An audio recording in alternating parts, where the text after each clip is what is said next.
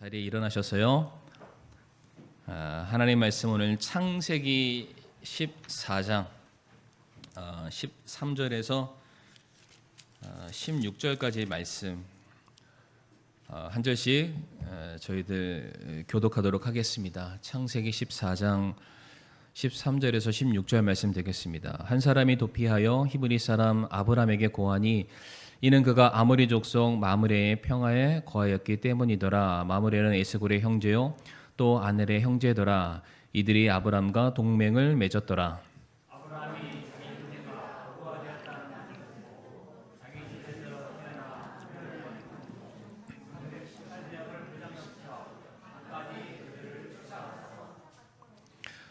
그들을 대적하려고 밤에 직접 자기와 자기의 종들을 나누어 그들을 치고 다마스쿠스의 왼쪽에 있는 호박까지 그들을 쫓아가서 모든 재물을 되찾아오며 또 자기 형제 롯과 그의 재물과 또 여인들과 사람들도 되찾아왔더라. 아멘. 사랑과 은혜가 풍성하신 아버지 하나님, 오늘도 저희들 하나님의 사랑으로 인하여 이렇게 자녀됨의 권세를 가지고 예배를 또 드리게 됩니다. 하나님, 참 저희들 무엇보다 하나님을 더욱더 사랑하는 주의 자녀들이 되기를 원합니다. 말씀을 통하여서 참 우리의 부족함이 무엇인지를 알게 하여 주옵시고, 하나님께서 우리에게 부어주신 그 사랑의 크기가 얼마나 큰지를 우리가 알게 하여 주셔서 우리 사랑하는 성도님들 더욱더 주를 사랑하게 하여 주옵시고, 우리가 하나님을 사랑하듯 내 이웃 사랑하기를 기뻐하며 실천할 수 있는 우리 사랑하는 모든 성도님들 한 분 한 분 되게 하여 주시옵소서. 혹여나 참 육신이 연약하여서 이 자리에 함께하지 못하시는 성도님들이 계십니다.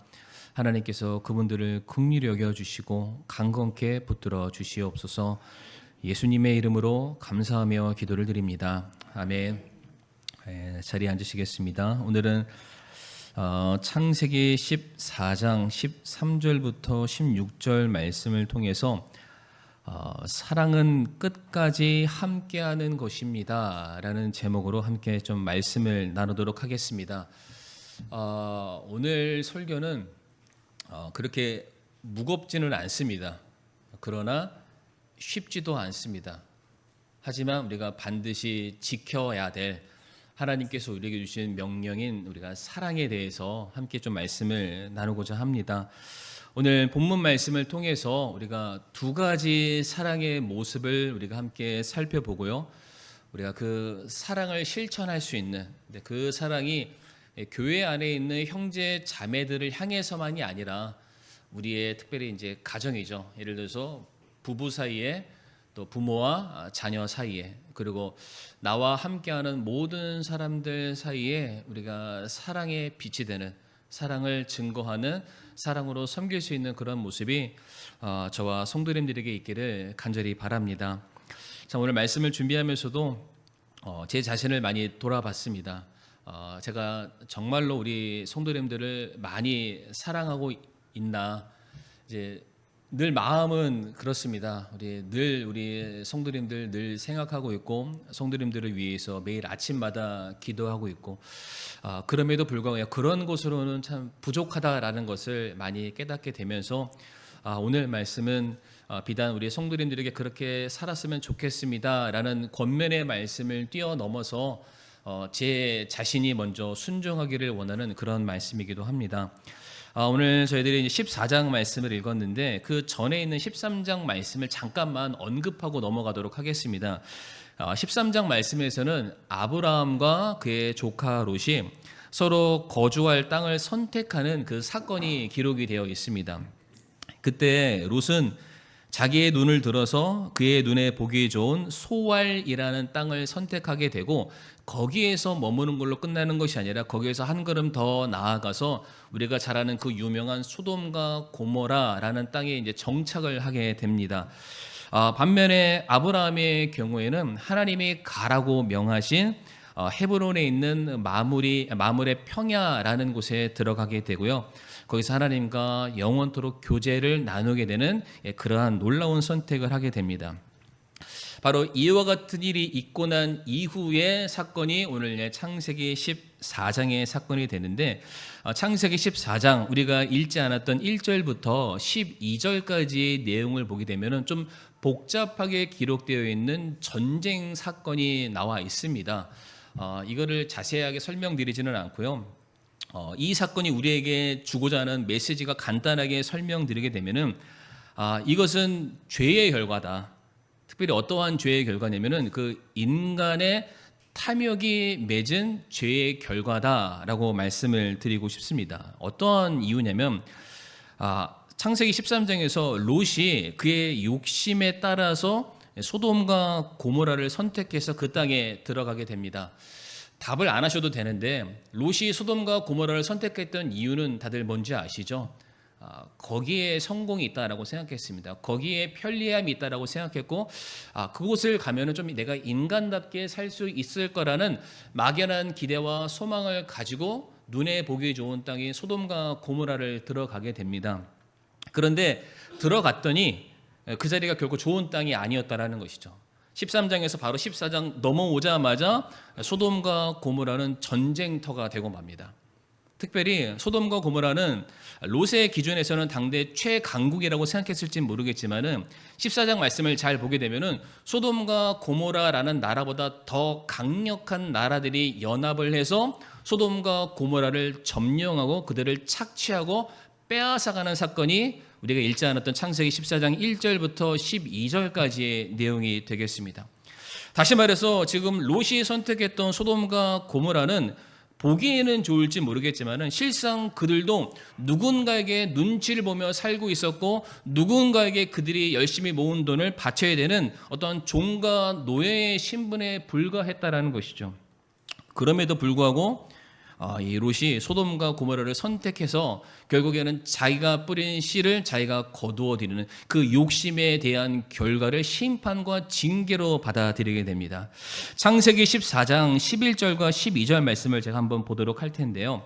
그들이 소돔과 고모라의 모든 재물과 그들의 모든 양식을 빼앗아 자기 길로 가고, 11절에 그들이라는 것은 동방에 나와 있는 연합군대 소돔과 고모라가 아니라 그들보다 더 강력한 나라들을 말합니다. 그들이 소돔에 있는 모든 양식들을 빼앗아 가고요. 12절 말씀에 소돔에 거하던 아브람 조카 롯과 그의 재물도 취한 뒤에 떠나갔더라 라고 말하고 있습니다. 다시 말씀드리지만은 롯은 소돔과 고모라를 들어갔던 이유는 그곳에서 성공과 부와 명예와 권력을 얻기 위해서 그 자리에 들어갔습니다. 그러나 들어가자마자 그들이 맞이했던 결과는 쫄딱 망하는 거였습니다. 다 빼앗기는 거였습니다. 그들의 신분 자체가 성공과 사장과 왕이 되는 것이 아니라 종과 노예가 되는 그런 결과를 맞이하게 됩니다. 우리가 흔히 롯과 그리고 소돔과 고모라 사건 하면은 창세기 19장에서 소돔과 고모라의 멸망 사건만 기억하니까 롯이 그때쯤 가서 후회했거니라는 그런 생각을 하게 됩니다. 그러나 그렇지 않습니다. 성경 말씀을 잘 보게 되면 롯이 소돔에 들어가자마자 그곳이 결코 선치 않은 곳이라는 것을 이미 하나님께서 상황과 환경을 통해서 보여주셨습니다. 그런데 롯은 그 자리를 떠나지 않았다는 것이죠. 다 빼앗겼는데 아무것도 남지 않았는데 그곳에서 노예와 어떤 종의 신분을 가질 수밖에 없었는데 그 자리를 떠나지 않았다. 이것이 바로 인간이 가지고 있는 탐욕스러운 그 마음속에 있는 욕망의 결과를 우리에게 보여주는 것이죠. 야고보서 1장 14절과 15절 말씀 우리 같이 한번 읽어보실까요? 시작. 오직 모든 사람이 자기 자신의 욕심에 이끌려 유혹을 받을 때에 시험을 받나니, 그런즉 욕심이 잉태하면 죄를 낳고 죄가 완료되면 사망을 낳느니라. 아멘. 이 말씀이 정확하게 오늘 본문에 나와 있는 롯에게 해당되는 말씀이 아닐까 우리가 생각해 볼 수 있고요. 마찬가지로 오늘을 살아가고 있는 우리 역시 동일하게 우리들의 마음속에 욕심에 이끌려서 우리가 살아가게 되었을 때에 동일한 결과를 맞이할 수밖에 없다라는 것을 우리 성도님들이 유념해 두시면 감사하겠습니다. 바로 이와 같은 상황 가운데 롯이 다 빼앗기는 거예요. 종이 됩니다. 노예가 됩니다. 포로가 되었다라는 소식을 오늘 보면 13절 말씀 보게 되면은 아브람이 듣게 됩니다. 13절 상반절 말씀을 보게 되면 한 사람이 도피하여, 그러니까 소돔과 고모라의 전쟁이 일어나게 되었고요. 모두가 다 붙잡혀서 끌려가는 상황 가운데 한 사람이 유일하게 빠져나와서 그 상황을 이제 아브라함에게 고하였다라고 말을 하고 있습니다. 이제부터 오늘 설교의 본론으로 들어가게 되는데, 이 말을 들었던 아브라함이 어떻게 반응하냐, 이게 오늘 저희가 좀 주목해 봐야 될 내용인데, 여기서 우리가 발견할 수 있는 아브라함의 사랑의 첫 번째 원칙을 좀 살펴보도록 하겠습니다. 우리가 사랑하되 어떻게 사랑해야 될까? 1번 첫 번째 주제, 사랑은 품어주고 인내하는 것입니다. 제가 말씀드렸잖아요. 다 알고 있는 내용입니다. 무겁지 않지만 쉽지 않은, 그러나 우리가 반드시 해야 하는, 사랑은 품어주고 인내하는 것이다. 이따가도 말씀드렸지만 사랑은 끝까지 견디는 것입니다. 끝까지 참아주는 것입니다. 그런 게 우리에게 필요하지 않을까. 아브라함이 롯에 대한 소식을 이제 들었습니다. 조카 롯이 다 빼앗겼고 그가 살고 있는 모든 지역들이 다 황폐하게 되었고 심지어 그가 노예로 지금 팔려가게 되는 그런 상황이다.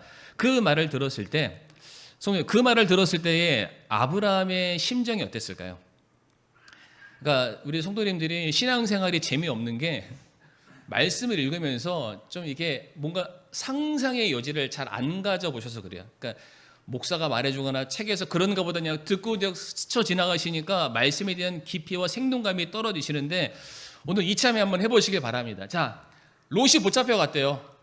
롯이 다 빼앗겼대요. 노예가 됐다. 그 소식을 이 성도님들이 들으신 거예요. 여기 계신 성도님들 전부 다 아브라함이라고 생각하시고 그 소식을 딱 들었을 때 내 마음속에 무슨 생각부터 들까요?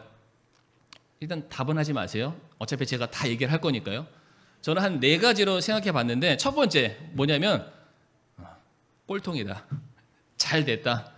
그러니까 네가 뿌린 씨를 네가 걷어들인 거다. 네가 자초한 일이다.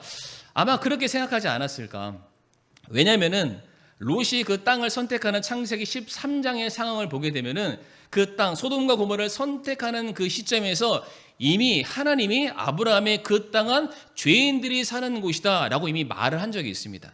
창세기 13장 12절과 13절의 말씀 보게 되면 아브라함은 가나안 땅에 거하고 롯은 그 평야의 도시들에 거하며, 아직 소돔과 고모라는 아닙니다. 그러나 소돔을 향해 장막을 쳤더라. 소돔 쪽으로 이동하고 있는 그런 상황입니다. 그때 뭐라고 성경이 말합니까? 그러나 소돔 사람들은 사악하여 주 앞에 극심한 죄인들이었더라. 그러니까 당시에 소돔과 고모라가 내 눈에 보기에는 너무나도 화려하고 모든 문명이 잘 발달되어 있는 그런 곳처럼 보였을지는 모릅니다. 그러나 모든 사람들이 정이 내리고 있는 소돔은 주 앞에 극심한 죄인들이 모여 사는 곳이다. 이미 그렇게 결론나 있는 곳이었죠. 그런데 롯은 그 땅을 향한 그의 마음속에 대한 애정을 놓지 못했습니다. 소알에서 소돔까지 야금야금 그의 장막을 조금씩 옮기면서 결국에는 그 땅에 들어갔다가 오늘 본문에 있는 그 사단을 맞이하게 된 거예요. 그러니까 이 소식을 들었을 때 아브라함의 생각, 그래, 네가 한 일이 그렇지 뭐, 네가 자초한 일이다 라고 아마 생각할지 모르겠고요. 두 번째, 대체 이게 나와 무슨 상관이냐, 이게 무슨 뜻이냐면, 조카가 붙잡혀 갔으니까 당연히 그를 위해서 내가 할 수 있는 모든 수단과 방법을 동원하는 것은 맞습니다. 그러나 지금 롯이 옆집 아저씨와 싸운 게 아닙니다. 뒷집 어떤 할아버지와 싸운 게 아니라 그가 싸운 대상은 소돔과 고모라라는 나라보다 더 강력한 한 나라가 아니라 네 나라가 연합한 연합군과 아브라함이 싸워야 됩니다. 그러니까 내가 조카만 생각하면은 내가 모든 것을 내거는 게 맞지만, 내가 그 조카 때문에 내가 맞아야 될 대상은 내가 감히 할 수 없는 그런 사람들이에요. 내가 이것을 어떻게 감당하니, 이게 대체 나와 무슨 상관이냐라고 생각할 수 있다라는 거예요. 그러나 세 번째 뭐냐면은 이 일로 말미암아 아브라함이 감당해야 될 리스크가 너무 많습니다. 왜 그러냐면은 지금 318명의 군사를 데리고 가기는 했지만, 다시 말씀드리지만은 지금 아브라함이 조카를 건져내기 위해서 싸워야 될 대상은 네 나라의 연합 군대입니다. 대충 몇 명 정도 될까요? 성경이 명확하게 몇 명이라고 말은 하지 않았지만 대충 우리가 생각할 수 있는 게 기드온의 300용사를 생각하시면 됩니다. 그러니까 아브라함도 318명 비슷하죠? 근데 한 나라가 아니라 네 나라의 연합군대. 그러니까 지금 아브라함이 맞서 싸워야 될 대상은 적게는 수천 명, 많게는 수만에서 수십만 명이 되는 적군들과 싸워서 전쟁을 벌여야만 하는 그런 상황이에요. 근데 한번 생각해 보세요. 지금 아브라함이 자기 집에서 318명이 되는 군사를 양성하고 있습니다. 왜 키웠을까요? 병사를 기른다는 것은 내 재산을 지켜야 된다는 얘기입니다. 그 얘기인즉슨 그들이 살고 있는 그 환경 자체가 결코 녹록지 않았음을 말해줍니다. 그런데 내 조카를 건져내겠다고 내 모든 군사들을 이 집안에서 빼서 저 단까지 아브라함이 살고 있는 곳에서 무려 200km 떨어진 그곳까지 모든 것을 이동해버리면 그 집을 지켜줄 수 있는 병력은 아무것도 없죠. 내 조카를 구하겠다고 내 모든 것을 다 내걸어야 된다. 아브라함의 감당해야 될 리스크가 너무 많습니다. 그 마지막으로 이게 제일 중요한데, 그 소식을 듣고 난 다음에 과연 내가 이 조카를 건져낼 만큼 얘가 나한테 잘한 게 있나? 그거부터 생각 들잖아요. 우리가 누군가 얘기를 들었을 때 나와 관계가 밀접하고 내가 사랑하는 사람이라면은 우리가 두말하지 않고 내 주머니를 열고 당장 찾아가고 전하고 이런 일을 합니다. 그런데 애매한 사람들이 있습니다. 애매한 사람들이 있어요. 그러니까 내가 도와줘야 되나? 내가 찾아가서 뭘 해줘야 되나? 아마 이런 사람들이 간혹 있습니다. 특별히 이런 게 언제 제일 많이 발생하냐면은 결혼식 축의금 낼 때 5만 원짜리인가 10만 원짜리인가 이런 애매한 게 있잖아요. 왜 제가 이런 말씀 드리냐면, 롯의 경우에는 아브라함 때문에 이 자리까지 올라왔습니다. 그러니까 원래는 아무것도 없는 그런 사람이었어요. 아무것도 없는 그런 어린아이에 불과했는데 그 삼촌을 따라와서 삼촌과 거의 대등할 정도의 거부가 됐습니다. 그러니까 이것만으로도 삼촌한테 감사해야 되는데 너무 재산이 많아지니까 어느 순간 삼촌과 티격태격 재산 싸움을 할 수밖에 없는 그 상황이 됐어요. 이게 당연히 인간적인 마음이라면 너무 감사하고 고마워서 삼촌 제 걸 다 빼겠습니다. 제가 차라리 다른 데를 먼저 가겠습니다. 이렇게 하는 게 맞잖아요. 근데 그렇게 하지 않고 계속 다투다 안 되니까 먼저 아브라함이 조카한테 이제 제안을 겁니다. 우리 이렇게 하다가는 의가 상하니까 서로 따로따로 살자. 그래서 네가 먼저 선택하면 내가 나중에 내가 땅을 선택하마. 아브라함은 조카한테 먼저 이렇게 제안을 했잖아요. 그러면은 조카 롯의 입장에서는 어떻게 하는 게 맞나요? 냅다 받아야 되나요? 아니면은 아닙니다. 삼촌 먼저, 아우 먼저 이런 거 해야 되잖아요. 그런데 그런 거 전혀 없이 바로 그 자리에서 그것을 수용해 버리고 삼촌이 가지 말라 했던 땅을 가게 되고 이 결과를 삼촌한테 딱 다시 주는 거예요. 그러니까 아무리 생각해봐도 아브라함의 입장에서 롯은 사랑받을 만한 행동을 어디에도 한 적이 없습니다. 롯을 구하는 그 일 때문에 지금 아브라함이 받아야 될 리스크가 너무나도 많다라는 것이죠. 자, 그런데 이러한 소식을 들었을 때 아브라함이 어떻게 반응했냐라는 거예요. 오늘 14절 말씀 한번 띄워주시고요. 14절 말씀 같이 한번 읽어보실까요? 시작. 아브라함이 자기의 형제가 포로가 되었다는 것을 듣고. 아멘. 아브라함이 그 원수가 포로되었다라고 말하지 않죠. 자기 형제라고 표현을 합니다. 근데 성도님, 여기서 형제라는 이 단어가 단순히 피부치 친한 관계를 말하는 것이 아니라 성경에서 형제를 언급하면 그게 물론 자매도 될 수 있습니다. 형제를 언급하면은 그 안에는 당연히 사랑의 관계가 포함되어 있습니다. 왜 그럴까? 하나님께서 명령하셨기 때문이죠. 우리가 다 같이 요한일서 4장 21절 말씀 같이 한번 보도록 하겠습니다. 시작. 하나님을 사랑하는 자는 또한 자기 형제를 사랑하라는 이 명령을 우리가 그분께 받았느니라. 아멘. 성도 여러분들, 아브라함이 하나님을 사랑했을까요? 안 사랑했을까요? 당연히 사랑했겠죠. 그러면 그 아브라함에게는 누구를 향한 사랑도 반드시 나타날까요? 형제를 향한 사랑이 나타날 수밖에 없어요. 왜? 하나님께서 그렇게 명령하셨기 때문이죠. 네가 나를 사랑한다면 그 사랑이 보이지 않는 하나님을 향해서 나타난 것뿐만 아니라 네 옆에 있는 네 형제를 통해서 반드시 그 사랑의 모습이 나타나야 된다 명령을 하셨습니다.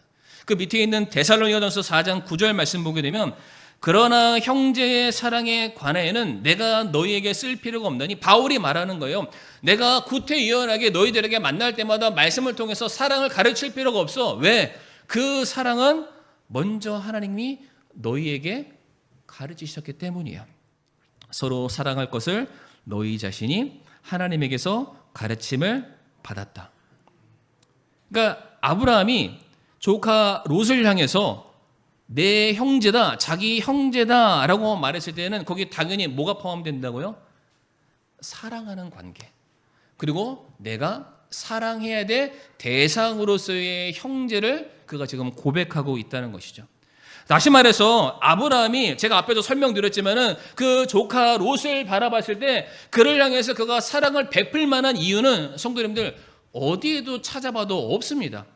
그냥 자기가 뿌리는 씨앗 그렇게 자기가 다 고스란히 받아가서 그냥 쫄딱 망하는 게 삼촌 입장에서 더 시원할지도 모릅니다. 그러나 그건 어디까지나 인간적인 반응이고 아브라함은 그 조카를 바라봤을 때 사랑의 대상으로 내가 사랑으로 섬겨야 될 대상으로 주님께서 내게 명령하신 사랑의 대상으로 그를 바라보았기에 내 형제가 저기 있다라고 고백했다라는 것이죠. 성도님들 성경에 사랑에 대한 많은 표현들이 있습니다. 근데 사랑에 대한 유명한 장도 있어요. 사랑장 어딘가요? 네, 그렇죠. 고린도전서 13장. 그 말씀 보게 되면 사랑은 이러면서 성경이 말하는 사랑의 정의가 나옵니다. 네, 벌써 나왔네요. 사랑은 백을 사주는 거다.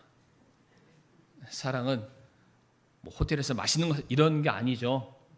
그러니까 우리가 생각하는 사랑은 뭐냐면은 이 상대방의 매력적이고 강점이고 내게 유익할 만한 것을 보고 따르고 그것을 어떻게 포장하는 거 그것을 사랑으로 생각하는 게 어쩌면은 세상 사람들이 하는 사랑인지 모르겠습니다. 그런데 성경에서 말하는 사랑의 가장 첫 번째 정의와 원리를 보게 되면은 우리가 생각하는 것 정확하게 정반대에 있습니다. 같이 한번 읽어보실까요? 사랑은 오래 참고 친절하며 사랑은 시기하지 아니하며 사랑은 자기를 자랑하지 아니하며 우쭐대지 아니하며 무례히 행동하지 아니하며 자기 것을 추구하지 아니하며 쉽게 성내지 아니하며 악을 생각하지 아니하며. 아멘. 제가 이 말씀 앞에 무릎을 꿇었습니다. 아무리 봐도 제가 사랑을 안 하는 것 같아요. 저는 뭔가 더 좋은 것들을 주고받는 것을 사랑이라고 생각했고 내가 사랑받는 것을 사랑이라고 생각해 왔는데 성경의 말씀 보니까 사랑은 전혀 다릅니다. 오히려 어떻게 해서든 상대방을 품어주는 게 사랑이라고 말씀하세요. 상대방의 부족함을 우리가 지적하고 그것을 정죄하고 나무라는 것이 그런 것이 사랑이 아니라 그거를 용납해 주는 것이 사랑이다라고 말씀하고 계십니다. 아브라함의 입장에서 롯은 진짜 하나하나 다 잘못한 게 많아요. 그러니까 롯을 쫓아다니면서 몽둥이로 때려가면서 정신 차리려고 하는 게 어찌 보면 아브라함의 입장에서 하고 싶은 사랑일지는 모르겠지만 아브라함은 세상적인 사랑으로 그의 조카를 사랑했던 것이 아니라 하나님께서 그에게 명령하신 사랑이죠. 롯을 향해서 아브라함은 모든 것을 참았고 모든 것을 견뎠고 모든 것을 인내했고 모든 것을 용납했습니다. 우리가 고린도전서 13장 7절 말씀 같이 한번 읽어보겠습니다. 시작. 모든 것을 참으며 모든 것을 믿으며 모든 것을 바라며 모든 것을 견디느니라. 아멘. 그 앞에 안 보이는 단어가 하나 숨었습니다. 사랑은. 그러니까 내가 어떤 상대방을 향한 그 사랑은 그 사람이 하는 그 말도 안 되는 행동들을 보면서 참아야 되고 이 사람을 나는 바꿀 수 없지만 하나님께서 바꿔주실 것을 믿으며 내가 함께 그와 신앙의 온전한 길을 걸어갈 것을 소망하고 바라며 모든 것을 견디는 게 사랑이라고 말씀하고 계십니다. 한번 질문해 볼까요? 이렇게 사랑하고 계시나요? 이렇게 사랑하라라고 우리에게 오늘 권면하고 계시는데, 참 아브라함이 그 롯에게 보여줬던 사랑의 모습은 아브라함에게서 기인했던 것은 절대로 아닙니다. 하나님이 먼저 아브라함에게 보여주셨던 사랑이기도 합니다. 앞에 화면에 없지만 로마서 5장 8절 말씀에 우리가 아직 죄인이었지만 죄인 되었을 때 우리를 향한 하나님의 사랑이 강권하심으로 우리를 품어주셨다라는 그런 말씀이 있습니다. 우리는 사랑받을 만한 이유가 전혀 없습니다. 그러니까 롯만 보고 우리가 손가락질 할 것이 아니라 우리 자체가 죄로 얼룩졌고요. 우리 자체가 날마다 불순종하고 있고요. 우리 자체가 그릇 행하여 각기 제갈 길로 가고 있는 사람들이 우리였습니다. 우리는 날마다 실패하고요. 날마다 하나님께 대항하고 있고, 우리는 하나님의 자녀됨을 날마다 불평과 원망으로 하나님과 대면하고 있는 게 우리들의 모습입니다. 그런데 하나님께서는 그런 우리들을 사랑하시는데 뭐라고 말씀하시냐면은, 내가 처음만 사랑할게, 나중에는 조건 보고 사랑할게, 이렇게 말씀하지 않으시고 내가 사랑하되 끝까지 사랑한다 라고 말씀하시죠. 예수님께서 말씀하시는 거예요. 세상에 있던 자기 사람들을 사랑하시되 끝까지 사랑하시니라. 하나님께서 우리를 구원하실 때에는 영원토록 우리들의 구원을 보장하십니다. 우리 인간이 내 행함과 노력과 열심과 치성과 공적으로 어떻게 하는 것이 아니라 하나님께서 한번 우리를 사랑하신다라고 작정하셨기 때문에 우리를 향한 구원의 계획도 하나님이 세우셨고요. 구원의 과정도 하나님께서 이루셨고요. 구원의 영원한 보장도 하나님께서 그 강력한 손으로 붙들고 계십니다. 그 하나님이 말씀하시는 거예요. 내가 너희를 사랑하되 내가 끝까지 사랑하겠다. 99번까지는 사랑하고 100번째는 내가 못 참아 라고 말씀하지 않으시고요. 내가 너 사랑하기로 했으니까 내가 끝까지 사랑할게. 오늘 본문에 아브라함이 자기가 받은 그 사랑으로 인하여서 자기의 조카 롯을 그렇게 품어주고 인내해 주기로 했던 것이에요. 왜 그러냐면, 이것까지 하면 길지만 아브라함 자체가 성도님들 하나님께 이런 사랑을 받은 사람이었습니다. 하나님께서 명령하셔서 약속의 땅에 갔지만 가자마자 거기서 신앙의 뿌리를 내리고 살아야 되는데 가자마자 기근이 드니까 도망쳤던 사람이 아브라함입니다. 믿음이라고는 전혀 볼 수 없죠. 그리고 위기의 상황이 되면 나 살려고 그 사랑하는 아내를 2번씩이나 내던졌던 사람이 아브라함이기도 하고요. 하나님께서 분명히 그 사람을 통해서, 그의 아내를 통해서 자녀를 주겠다라고 여러 차례 말씀하셨지만 그 약속을 믿지 못해서 수단과 방법을 자기 마음대로 선택했던 사람이 아브라함이었습니다. 결코 아브라함을 믿음의 조상이라고 말할 만한 근거가 거기서 찾아볼 수가 없죠. 그러나 하나님이 그런 아브라함을 끝까지 용납해 주셔서 그를 믿음의 조상 만들어 내셨어요. 아브라함이 그 사랑을 받았던 거예요. 하나님이 나를 끝까지 포기하지 않고 사랑하셨으니까 나도 그렇게 한번 사랑해야 되겠다. 저는 이 사랑이 무엇보다 우리 가정 안에서 먼저 있기를 원합니다. 우리 성도님들, 이제 우리 가정 안에 부부 사이에 또 부모와 자녀 사이에 어찌 보면은 누구보다 가장 친밀해야 될 관계이지만 누구보다 가장 서로의 민낯을 정확하게 알고 있기 때문에 사랑해야 되지만은 사랑하기 힘든 관계가 가족입니다. 저도 제 마음속에 시꺼먼 게 좀 올라오고 있는데 그 사람만 생각하면, 제가 누군지라고 말씀 안 드렸습니다. 어쨌든 성도님들은 아닙니다. 사랑할 수 없는, 그러나 사랑해야 되는, 정말로 그 상대방을 봤을 때마다 너무 안타깝고 너무 아쉽고 너무 실망스럽고, 차라리 이 관계를 청산하는 게 더 빠르겠다라는 그런 마음이 드는 그 순간, 우리 성도님들 하나님이 우리에게 주신 그 사랑의 원리를 기억하시길 바라는데, 그 사랑장에 있는 고린도전서 13장 8절 말씀에 이런 말씀이 있습니다. 사랑은 결코 없어지지 아니하되. 그러니까 우리는 내 마음대로 사랑했다 이렇게 하고 싶잖아요. 그러나 하나님께서 우리에게 주신 사랑은 아까도 말씀드렸지만 끝까지 사랑하시고 한 번 줬던 사랑을 빼앗고 주고 이런 거 아니라고 합니다. 영원토록 계속해서 우리를 향해서 사랑해 주시겠다. 우리가 그러한 마음으로 우리의 가족 구성원들을, 내 자녀들을, 내 부모님들을, 내 옆에 있는 친지들을 우리가 이러한 마음으로 우리가 사랑할 수 있어야 될 텐데, 이런 사랑은 성도님들 세상에서는 우리가 누릴 수 없는 사랑이죠.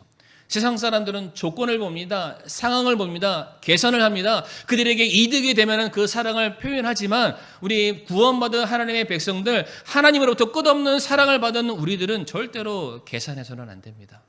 근데 그러한 사랑이 제일 먼저 우리의 집안으로부터 이게 시작이 돼야 되고요. 아울러서 그 사랑이 우리 교회 안에서도 동일하게 흘러갈 수 있기를 바랍니다. 지금도 보게 되면은 다 다릅니다. 다 달라요. 우리가 서로 얼굴 오랫동안 봐서 서로 익숙하지만 다 다릅니다. 내 생각처럼 다들 해주지 않습니다. 내가 원하는 말들 다 해주지 않죠. 다 백인백색이라고 우리가 그냥 잠깐 있다 가니까 좋아 보이지, 어떤 일을 가지고 서로 머리 싸매면서 고민하기 시작하면은 서로 충돌하기 일보 직전까지 가는 게 우리들의 관계이죠. 그러다 보니까 어느 순간 상대방에 대해서 사랑하고자 하는 그런 마음보다는 평가하고 정죄하고 비난하는 일들이 비일비재하지 않게 교회 안에서도 얼마든지 일어날 수 있는데, 바로 그때 우리 로마서 15장 1절과 2절 말씀을 기억하기를 원하는데요. 같이 한번 읽어보겠습니다. 시작. 그런즉 우리 강한 자들은 마땅히 약한 자들의 연약함을 담당하고 우리 자신을 기쁘게 하지 말아야 하리라. 우리 각 사람은 자기 이웃을 기쁘게 하여 그의 유익을 구하고 그를 세워 주어야 할지니라. 아멘. 사랑은 나의 기쁨을 위해서가 아니라 상대방의 기쁨을 위해서, 세워주는 일을 위해서 먼저 헌신하는 것, 그를 용납해주고 품어주는 것이 사랑이다라고 말씀하고 있습니다. 1대지가 너무 길었습니다. 그래서 두 번째는 제가 번갯불에 콩 볶아 먹듯이 바로 끝내겠습니다. 두 번째, 아브라함이 보였던 그 사랑은 무엇일까? 두 번째 주제입니다. 같이 한번 읽어보실까요? 시작. 사랑은 함께 책임을 지는 것입니다. 아멘. 14절 말씀 보시게 되면 아브라함이 자기 형제가 포로되었다는 것을 듣고 자기 집에서 태어나 훈련받은 종 318명을 무장시켜 단에서 그들을 쫓아가서 전쟁에 싸워서 이겼다라는 게 15절과 16절 이어지는 내용인데, 여기서 우리가 주목할 것은 무엇이냐면은, 성도님 밑줄 한번 쳐주시면 감사하겠는데요. 집에서 태어나입니다. 집에서 태어나. 거기 밑줄 한번 치시고요. 이 집에서 태어났다는 이 말들이 실질적으로 출산했다, 그 집에서 태어났다라는 그런 의미보다는 그 사람들이 그 가문의, 그 가족의 일원이 되었다, 속하게 되었다. 다시 말해서 원래 이 사람은 이 가정에 속한 사람은 아니었지만은 어떠한 계기와 어떠한 사건과 어떠한 동기가 있어서 그 가족의 일원으로 되었다. 그런데 그냥 형식적인 일원이 된 것이 아니라 마치 이 집에서 태어나고 자라난 자식처럼 대접을 받는 사람들이 되었다. 그래서 집에서 태어난 자들이에요. 그러니까 여기 318명은 아브라함이 돈 주고 부리는 사람이 아닙니다. 이 사람들을 성경에서는 자세히 설명하지 않지만 이 사람들의 면면을 살펴보게 되면은 어떠한 사람들은 광야의 나그네 같은 사람들이었을 거고요. 어떤 사람은 비 때문에 도망치는 그런 사람이 있을 수도 있고, 여러 가지 다양한 이유로 자기가 살고 있던 거처에서 떠나서 어디에 의탁할 수 없는 그런 외톨이 같은 사람들을 아브라함이 그때마다 자기가 다 받아들여 주는 거예요. 근데 받아들이는데 주인과 종의 입장으로 받아들였던 것이 아니라 무엇처럼요? 마치 이 집에서 태어나고 자라난 내 자식처럼, 내 형제처럼, 내 친구처럼, 내 부모처럼 그들을 받아주었다라고 말씀을 하고 있습니다. 아브라함은 성도님들 창세기 18장 말씀도 보게 되면은 하나님께서 이제 소돔과 고모라 멸망 이전에 주의 천사, 인간의 몸으로 현현한 주의 천사가 아브라함에게 찾아옵니다. 18장 3절 말씀에 이런 말씀이 있는데, 이르되 내 주여 이제 내가 주의 눈앞에서 호의를 입었으면 원하건대 주의 정을 떠나 지나가지 마시고 라고 되어 있는데, 설명이 필요합니다. 여기서 말하는 것은 아브라함이 처음부터 이 사람을 주로 인정했다라는 게 아니라 아브라함이 모든 사람들을 마치 주인 대접하듯 섬기는 자였다. 굉장히 겸손함으로 섬기는 자였고, 이 말의 의미는 이와 같습니다. 내가 하나님으로부터 은혜 받은 사람입니다. 하나님으로부터 내가 끝이 없는 사랑을 받은 사람입니다. 그러하게 나는 그 사랑을 당신에게 주길 원하는데 그 기회를 나에게 주시겠습니까? 이게 이 18장 3절 말씀의 의미가 됩니다. 그러니까 아브라함은 어떠한 사람들을 따지지 않고 늘 언제나 환대했던 사람, 그 환대가 다만 음료수 한 잔 주고 끝나는 그런 환대가 아니라 내가 필요하다면 그들을 내 가족과 같은 존재로 여겨서 품어주겠다라는 그런 사람이에요. 생각해 보세요. 이 318명의 사람들은 아브라함을 만나지 않았다면 길거리에서 죽을 수밖에 없는 사람들인데 아브라함 한 사람을 만남으로 말미암아 그의 사랑을 통하여서 그의 한 가족 구성원이 됐습니다. 근데 성도님들, 지금 아브라함이 누구 때문에 고민하고 있나요? 조카 롯을 구하는 일 때문에 고민을 하고 있잖아요. 그러니까 아브라함에 있어서는 자기 가족입니다. 근데 이 318명의 경우에는 그 조카 롯과 어떤 관계인가요? 원래는 남남인데 아브라함 때문에 이 사람들이 아브라함의 가족의 일원이 됐으니 아브라함의 지금 눈물을 흘리고 고민하고 있는 조카 롯의 문제는 또 누구의 문제가 됩니까? 제가 어렵게 질문을 했나 봐요. 그러니까 이 318명에게도 조카 롯은 그의 가족이에요. 그러니까 이 사람들이 아브라함에게 받은 그 사랑의 빚을 그냥 눌러놓은 게 아니라 그것을 갚기 위한 사람으로 모든 것을 다 내던지는 책임지는 사람들로 바뀌게 된 것이죠. 요한복음 15장 13절 말씀 보게 되면 15절 말씀이죠. 이제부터는 내가 너희를 종이라 하지 아니하리니 종은 자기 주인이 하는 것을 알지 못하느니라. 오히려 내가 너희를 친구라 하였느니 이는 내가 내 아버지께 들은 모든 것을 너희에게 알려주었기 때문이라. 예수님께서 제자를 향해 명령하시기를 우리는 주종의 관계가 아니라 서로 대등한 친구의 관계다. 내 모든 것을 함께 나누는 그런 관계다. 마치 이러한 마음을 아브라함이 그 318명이 되는 사람과 함께 나누게 된 것입니다. 그 사람들은 주종의 관계 부리는 사람이 아니라 아브라함과 동등한 위치가 된 거예요. 사랑을 받고 생명을 주고받는 사이가 된 거죠. 그래서 요한복음 15장 13절 말씀 보게 되면 아무에게도 자기 친구들을 위해 자기의 생명을 내놓는 것 이거보다 더 큰 사랑이 없나니 아브라함에게 말도 안 되는 큰 사랑을 받은 이 사람들은 이제는 말도 안 되는 사랑으로 아브라함에게 그 사랑의 빚을 갚기로 작정을 한 겁니다.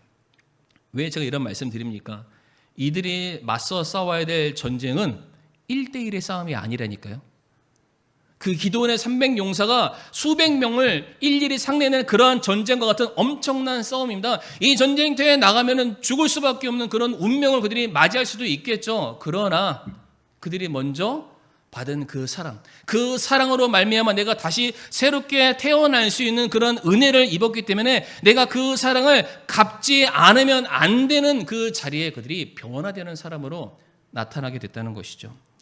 우리 다 같이 요한에서 4장 19절 말씀 한번 읽어보실까요? 시작. 우리가 그분을 사랑하면 그분께서 먼저 우리를 사랑하셨기 때문이라. 아멘. 저와 성도님들이 하나님을 사랑합니다, 주님을 사랑합니다 라고 고백할 수 있는 이유는 무엇이라고요? 네, 우리가 먼저 사랑받았기 때문입니다. 저와 성도님들이 사랑받았기 때문이에요. 말도 안 되는 사랑을 받으신 거죠. 우리가 이 세상으로 보내졌으면 기꺼이 사람들은 우리를 포기할 것이고 우리를 내버릴 것이고 우리를 인간 취급하지 않겠지만 하나님께서 끝까지 우리를 품으시고 용납해 주시는 그 사랑이 있었기 때문에 그 사랑으로 말미암아 내 존재와 내 가치와 내 정체성과 내 모든 생각들이 변하게 되면서 그 받은 사랑을 실천하는 자로 바뀔 수밖에 없다. 하나님의 사랑이 아브라함에게 흘러서 그 사랑이 롯에게 가게 된 것이고요. 하나님의 사랑이 아브라함에 갔다가 318명에 갔고요. 그 사랑이 다시 거꾸로 롯에게 가게 됩니다. 이 헌신은요, 성도님들 시킨다고 되는 것 같지는 않아요. 헌신은 뭐 해주세요 부탁하는 거는 강요한다고 되는 게 아니라 내가 그 부탁하는 사람을 정말로 내가 사랑하는 마음이 있나, 그리고 동일하게 우리 교회를 국한돼서 말씀드리면 내가 정말로 교회를 사랑하고 교회에 있는 그 영혼들을 사랑하고 성도를 사랑하는 그런 마음이 있나? 그런 마음이 있으면 안 시켜도 섬겨주시겠죠. 오늘 본문에 그 318명의 사람들이 그러한 사랑을 실천했던 사람들입니다. 이제 말씀을 마무리하게 될 텐데 오늘 본문에 아브라함이 보였던 그 사랑은 실상은 예수님께서 우리에게 베푸셨던 사랑이기도 합니다. 원래 우리는 아무것도 아닌 사람들이었어요. 버림받은 사람이었어요. 죄로 인해 멸망당할 수밖에 없는 그런 사람이었습니다. 그런데 하나님께서 예수 그리스도를 보내심으로 말미암아 우리를 품어주셨습니다. 포기하지 않으셨어요. 내버리지 않으셨어요. 끝까지 쫓아가서 우리를 자기 자녀 삼으심으로 말미암아 우리를 하나님의 자녀로 만들어 주시게 되었죠. 요한복음 1장 12절과 13절 말씀 보게 되면 그분을 받아들인 자들 곧 그분의 이름을 믿는 자들에게는 다 하나님의 아들이 되는 권능을 그분께서 주셨으니 이는 혈통으로나 육신의 뜻으로나 사람의 뜻으로 나지 아니하고 오직 하나님에게서 태어난 자들이니라. 원래는 가족이 아니었대요. 원래 우리는 남남이었어요. 아무런 존재도 아니었는데 하나님의 강권하시는 그 사랑이 우리에게 부어지게 되었을 때 아무런 조건 없이 아무런 대가 없이 부어지는 그 사랑으로 인해서 우리가 하나님의 자녀가 되었다라고 말씀하십니다. 하나님께서 우리에게 모든 것들을 자기와 동일한 권한과 은혜와 축복을 우리에게 부어주시겠다라고 말씀하고 계십니다. 우리가 그 사랑을 받은 자들이라면 오늘 본문에 나와 있는 것처럼 아브라함이 조건 없이 조카 롯을 품어줬던 것처럼 그 318명의 사람들이 아브라함이 받은 그 사랑을 기억해서 자기 목숨 걸고 전쟁터에 달려나갔던 것처럼 우리도 그렇게 사랑하는 자들로 우리가 나타날 수 있기를 간절히 소원합니다. 말씀 더 있지만 다 생략하고요. 우리 성도님들께 부탁드리고 싶은 것이 무엇이냐면 오늘 우리가 사랑해야 될 대상이 누가 있을지 한번 이 시간에 한번 생각해 보셨으면 좋겠습니다. 아마 다 있어요. 그 인간. 제 성을 안 붙이겠습니다. 그러나 절대로 이름을 부르고 싶지 않고 그 인간이라고 부르는 그 인간. 그 사람을 머릿속에 생각하시면서 내가 한번 사랑해보자. 그 정말 힘들지만 그 사람 한번 사랑해보자. 왜? 그 사람만 보면은 우리 사랑할 만한 대상은 절대로 아닙니다. 그러나 우리가 받은 그 사랑, 하나님께로부터 받은 그 사랑, 우리가 그 사랑으로 인해서 그 영혼을 떠올리면서 제일 먼저는 그 영혼을 위해서 기도 먼저 해주고 그리고 그 기도는 성도님들 절대로 땅에 떨어지지 않습니다. 시간이 좀 필요할 뿐 반드시 그 기도의 열매는 맺어지게 되어 있죠. 그리고 그 사람을 끝까지 우리가 최선을 다해서 주님처럼 할 수는 없지만 끝까지 품어주고 용납하고 참아주는 그 사랑의 과정들이 우리의 삶에 수반될 수만 있으면 반드시 그 귀한 열매로 돌아오게 될 것이고요. 그 사람이 변하게 되는 것을 반드시 보게 될 것입니다. 그래서 우리 사랑하는 성도님들 사랑하시되 조건과 상황에 따져서 사랑하는 것이 아니라 끝까지 참아주시고 함께함으로 그 사랑의 놀라운 열매를 맺어나갈 수 있는 우리 저와 우리 성도님들이 되시기를 간절히 바라겠습니다.